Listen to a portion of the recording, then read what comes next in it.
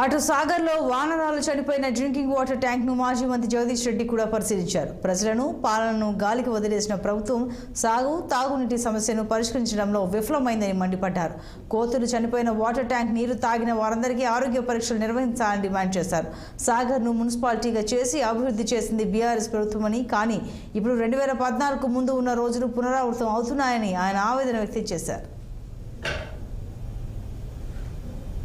యంత్రాంగాన్ని డిమాండ్ చేస్తున్నా. తక్షణమే ఈ ప్రాంతంలో ఉన్న కాలనీలో ఉన్న అందరికీ కూడా ఆరోగ్య పరీక్షలు నిర్వహించాలి. ఎందుకంటే మనం చూస్తున్నాం, ప్రపంచవ్యాప్తంగా ఈ కోతుల వల్ల అనేక జబ్బులు వస్తున్నాయన్న మాట మనం వింటున్నాం.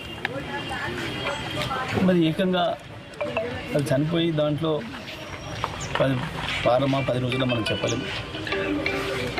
ఆ శవాలను బట్టి వాటిని బట్టి ఆ డాక్టర్ నిర్ణయించగలుగుతాము.